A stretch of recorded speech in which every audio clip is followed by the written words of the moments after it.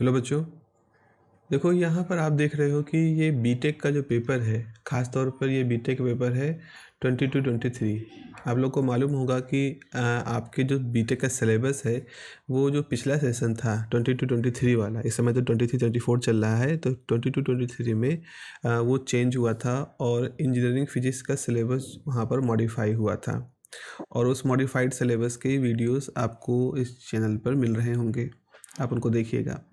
तो ये हमने पिछली बार जो बच्चे सेमेस्टर 2 का एग्ज़ाम दिए थे, ये उसका एक पेपर है। मैं डिस्कस ये करना चाह रहा हूँ कि किस तरह का पैटर्न आता है और किस तरह की चीज़ें हैं जो आप यहाँ पर ध्यान रख सकते हैं। जैसे आप देखिए यहाँ पर लिखा है कि attempt all sections if required any missing data then choose suitably, मतलब अपने हिसाब से कोई वैल्यू, एच की वैल्यू, ई की वैल्यू आपको चूज कर लेनी होगी।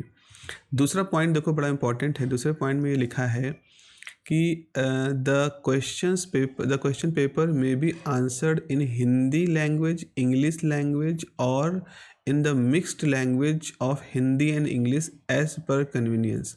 तो आप प्रश्नों का उत्तर देने हेतु सुविधा अनुसार हिंदी भाषा, अंग्रेजी भाषा अथवा हिंदी और अंग्रेजी की मिश्रित भाषा का प्रयोग किया जा सकता है। तो यहाँ पर ये एक फ्रीडम है आपके पास, आप हिंदी अंग्रेजी या हिंदी अंग्रेजी को मिक्स करके लिखना है। लेकिन आपको ये व्हाट्सएप ऐसा नहीं लिखना है कि आप हिंदी चीज़ को अंग्रेजी में लिखें। जैसे अगर आपसे, जैसे आप व्हाट्सएप वगैरह में लिखते नहीं, कैसे हो, तो आप लिखते हो कैसे हो। ये इस तरह का नहीं मतलब है। इसका ये मतलब है कि आप अगर ऐसे कोई वर्ड लिख रहे हैं, जैसे आपने लिखा है कि प्रकाश, ऐसे लिखा आपने, प्रकाश डिफ्रैक्ट हो जाता है, तो हाँ ठीक है, हिंदी इंग्लिश का मिक्स है, प्रकाश डिफ्रैक्ट हो जाता है, ऐसा चलो चल जाएगा। मिश्रित भाषा का ये मतलब है। और या तो पूरा लिखो, प्रकाश विवर्तित हो जाता है, या लाइट गेट रिफ्रैक्टेड, तो अंग्रेजी हिंदी वाली बात हो जाएगी। तो इस चीज़ को आपको ध्यान रखना है। एक चीज़ और, यहाँ पर अब हम जरा क्वेश्चन देखते हैं जो क्वेश्चन आते रहे आए हैं आपके पास। देखिए यहाँ पर एक क्वेश्चन ये है, पहला क्वेश्चन देखो, पहला क्वेश्चन का ये है कि attempt all questions in brief. ये 2 नंबर क्वेश्चन है, 14 नंबर का पूरा सेक्शन है, सेक्शन ए। इसमें 2 नंबर के 7 क्वेश्चन आपको करने, 7 क्वेश्चन यहाँ दिए हैं। पहला क्वेश्चन है, can Compton effect B observe with visible light, explain briefly. क्या दृश्य प्रकाश में कॉम्पटन इफेक्ट प्रभाव दिखाया जा सकता है, संक्षेप में बताएं। अगले वीडियो में हम इसको सॉल्व भी करके आपको देंगे। What was the objective of the conducting Davisson Germer experiment. क्यों डेविसन जर्मर एक्सपेरिमेंट किया गया था, इसके बारे में बताइए। या differentiate between conduction current and displacement current, उनके बीच का अंतर बताइए। Why two independent light sources can not produce interference pattern, ये बताएं। और यहाँ देखिए लिखा है, what are the changes that are caused in the diffraction pattern if the number of slits are made large। यहाँ पर मोटे मोटे तौर पर कंसेप्चुअल क्वेश्चन है, और 2 नंबर होने का मतलब है आपको हद से हद आधे पेज में ही इसका आंसर देना होगा, यानी 5 लाइन, 4-5 लाइनें बहुत है। इक्वेशन लिख रहे हो तो उस हिसाब से वो भी हो जाएंगी, लाइनों में काउंट हो जाएंगी। What do you understand by stimulated emission of radiation laser, conceptual question है। And what do you mean by the quantum well. इस तरह से 7 क्वेश्चन हैं जिनको आपको आंसर करने ही करने हैं। फिर आते हैं सेक्शन बी में। सेक्शन बी जो है हमारा, उसमें क्या है, उस सेक्शन बी के अंदर आपको 3 क्वेश्चन करने हैं, ठीक है, और 7-7 नंबर के हैं, तो 21 नंबर का ये पूरा सेक्शन हो जाएगा। जैसे यहाँ पे देखो, कोई ए है, discuss any 3 physical phenomenon which could not be explain on the basis of classical physics. 3 ऐसी घटनाएं, 3 ऐसी भौतिक घटनाएं जिनको चर्चा करें, जिन्हें क्लासिकल भौतिकी के आधार पर समझाया नहीं जा सकता। देखिए आप प्रश्न देखें, क्लासिकल वर्ड लिख रहे हैं, ये है अंग्रेजी का वर्ड, लेकिन इन्होंने प्रश्न में भी इसको क्लासिकल कहा है। वैसे ही state and explain Stoke theorem for the and divergence theorem. Stoke theorem और डाइवर्जेंस थ्योरम बताइए, जो कि इलेक्ट्रोमैग्नेटिक थ्योरी की मैथमेटिक्स में आपको पढ़ने को मिलता है। स्टोक के प्रमेय और विचलन प्रमेय को समझाएं। उसके बाद लिखा है, describe how Newton's ring experiment can be used to determine the refractive index. वर्णन करें कि न्यूटन के वलन प्रयोग का उपयोग किस तरह के तरल के अपवर्तनांक को निर्धारित करने के लिए कैसे किया जाता है। न्यूटन्स एक्सपेरिमेंट हम लोगों ने पढ़ा है किसके लिए, वेवलेंथ निकालने के लिए। आप निकालते भी होंगे अपनी लैब में, लेकिन उससे हम किसी भी लिक्विड का रिफ्रैक्टिव इंडेक्स कैसे निकाल सकते हैं, ये बताया गया है। तो ये 3 क्वेश्चन है। अब यहाँ 5 क्वेश्चन देखो, मतलब ABCDE 5 सेक्शन है, इसमें 3 करने हैं। तो एक क्वेश्चन है कि define the relative refractive index difference of optical fibre so that it is related to the numerical aperture. तो ऑप्टिकल फाइबर में जो डेल्टा की वैल्यू होती है, जो रिलेटिव रिफ्रैक्टिव इंडेक्स होता है, उसके टर्म में आपको न्यूमेरिकल अपर्चर लिखना है। What do you mean by super conductivity, क्या होता है? Discuss high temperature super conductors and some potential applications, ये आपको लिखने हैं। तो इस तरह सेक्शन बी में आपको 3 नंबर के आपको 7 नंबर के आपको 3 क्वेश्चन करने थे, तो 21 नंबर का आपको यहाँ से स्कोर हो जाएगा। अब देखिए सेक्शन सी है, इम्पॉर्टेंट है क्योंकि बड़े क्वेश्चंस यहाँ पे आ जा रहे हैं। तो सेक्शन सी की बात करें तो सेक्शन सी में आपके पास 7 नंबर का एक क्वेश्चन करना है। तो आपके पास चॉइस क्या है?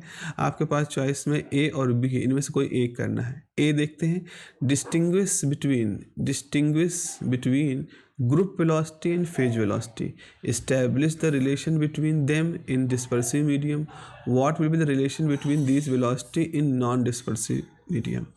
तो यहाँ पे देखो, अब आप प्रश्न को देखो, प्रश्न में लिखा ग्रुप वेलोसिटी अंग्रेजी में लिख दिया और फेज वेलोसिटी अंग्रेजी में लिख दिया के बीच अंतर बताएं और उनके बीच एक डिस्पर्सिव मीडियम में संबंध स्थापित करें। नॉन डिस्पर्सिव मीडियम में इन वेगों के बीच में क्या संबंध होगा। तो आप देखो, ये जो प्रश्न है बच्चों, ये प्रश्न इसलिए जानबूझ के लिखा गया है ताकि आपको पता चल जाए कि मिश्रित भाषा का क्या मतलब है। जब आपसे कहा गया है कि दोनों की मिक्स भाषा का भी, हिंदी अंग्रेजी की मिक्स भाषा को भी यूज कर सकते हो, तो देखो यहाँ उन्होंने प्रश्न को उसी मिक्स भाषा में लिखा है, तो इस तरह से भी आप लिख सकते हैं। ऐसे ही अगला क्वेश्चन है, solve Schrodinger equation for a free particle in one dimensional box and show that the energy eigen value are discrete and electron is trapped in one dimensional region of length 10 angstrom. Find the amount of energy that must be supplied to excite the electron from the ground state of the first excited state. ये पूरा particle in box problem का है, solve भी करना है, numerical भी है, और उसके हिसाब से नीचे आपको हिंदी में प्रश्न दिया गया है। यहाँ पर काफ़ी उन्होंने हिंदी यूज की है, उत्तेजित अवस्था और ये सब एक्साइटेड स्टेट की जगह पे लिखा है, बाकायदा डिस्क्रीट वगैरह ये सब यूज किया है। तो इस तरह से आप इस सवाल को यहाँ पर देख रहे हैं। क्वेश्चन नंबर 4 जो है, क्वेश्चन नंबर 4 में भी वही है, attempt any one part, 7 number का यहाँ पे है। क्वेश्चन है derive the electromagnetic wave equation the free space. ठीक है, कैलकुलेट करिए amplitude of the electric and magnetic field at a distance of 5 metre और ऑसिलेटर, ये सब फ्री स्पेस। अब इन्होंने देखो फ्री स्पेस, वैसे तो मुक्त आयाम में लिख सकते थे, लेकिन फ्री स्पेस उन्होंने लिखा है में विद्युत चुंबकीय तरंग समीकरण व्युत्पन्न करिए। व्युत्पन्न मतलब डिराइव करिए। एक ऑसिलेटर जो कि 100 वाट पर आइसोट्रोपिक रूप से ऊर्जा उत्सर्जित करता है। आप समांगी लिख सकते थे, एक समान रूप से लिख सकते थे, लेकिन उन्होंने आइसोट्रोपिक लिखा है। से 5 मीटर की दूरी पर विद्युत और चुंबकीय क्षेत्र आयाम की गणना करें। ठीक सा सीधा सा फॉर्मूला है। ऐसे ही एक और फार्मूला आप यहाँ पे, एक और क्वेश्चन है, define the skin depth, right the necessary formula for the skin depth for the conducting and non conducting medium, calculate the skin depth of silver, जो कि वैल्यू ये दी गई है, डाटा यहाँ पर दिया गया है, ये सारा डाटा यूज करना है आपको। तो इस तरह से आपको यहाँ पे एक क्वेश्चन करने का ऑप्शन मिलता है। क्वेश्चन नंबर 5 में देखिए, यहाँ पर भी वही है, 7 नंबर का एक क्वेश्चन करना है। तो यहाँ पर पहला क्वेश्चन है, obtain an expression, obtain an expression for the fringe width in the wedge shape thin film and explain the nature of fringe pattern। और उसके साथ एक छोटा सा क्वेश्चन भी आपके साथ लगा हुआ है। तो इस तरह से एक थ्योरी का एक क्वेश्चन है। बी में क्या पूछा गया है? बी में देखिए पार्ट है, what particular spectra would be absent in the width of transparency and the opacity of the grating are equal। ये आपसे पूछा जा रहा है जो घोस्ट लाइनें होती है, एब्सेंट स्पेक्ट्रा होता है, उसके बारे में। तब जब ए और बी बराबर है, मतलब विड्थ और ओपेक रीजन बराबर है, उसके साथ एक न्यूमेरिकल आपके लगा हुआ है। इस तरह से यहाँ पर क्वेश्चन बन रहा है। छठा क्वेश्चन आप देखो, छठे क्वेश्चन में फिर वही है, 7 नंबर का एक क्वेश्चन करना है, what are the solid state laser, यानी रूबी लेजर की बात हो रही है, explain the construction working of the ruby laser with suitable diagram. ऐसे ही discuss the important factor responsible for the loss of power in the optical fibre, calculate the fibre loss through optical fibre. और इस तरह से question यहाँ पर दिया गया है। आखिरी में 7वां क्वेश्चन जो है वो आपके पास है, डिस्कस, इसमें भी वही है, साथ में से दो में से एक करने, discuss the effect of the external magnetic field on super conductor, और फिर एक्सटर्नल मैग्नेटिक फील्ड के साथ जुड़ा हुआ एक न्यूमेरिकल है, और आखिरी में discuss the property and the potential application the nano material, what are the risk of using nano material of the human body. तो इस तरह से क्वेश्चन नंबर 7 है। तो आपके पास 7 नंबर के ये क्वेश्चन है। उसके अलावा 14 नंबर का पहला सेक्शन था आपका, और 21 नंबर का सेक्शन भी था। तो कुल मिला के इस तरह से आपका ये पूरा पेपर डिज़ाइन है, और इसमें आपके पास हमेशा चॉइस रहेगी हिंदी अंग्रेजी दोनों भाषाओं में लिखने की। 70 नंबर का पूरा क्वेश्चन आपके पास डिज़ाइन है। चलिए आने वाली वीडियोज़ में हम इस तरह इस पेपर को भी आपको सॉल्व करके देंगे, क्योंकि कई बार होता है बहुत कुछ क्वेश्चन पीछे वाले पेपर से आ जाते हैं, और भी जो इम्पोर्टेंट हैं, मतलब जो एग्ज़ाम पॉइंट ऑफ व्यू से इम्पोर्टेंट हैं, उनको भी हम आपके साथ डिस्कस करेंगे। ठीक है, मिलते हैं अगली क्लास में। Have a nice day, take care, bye bye.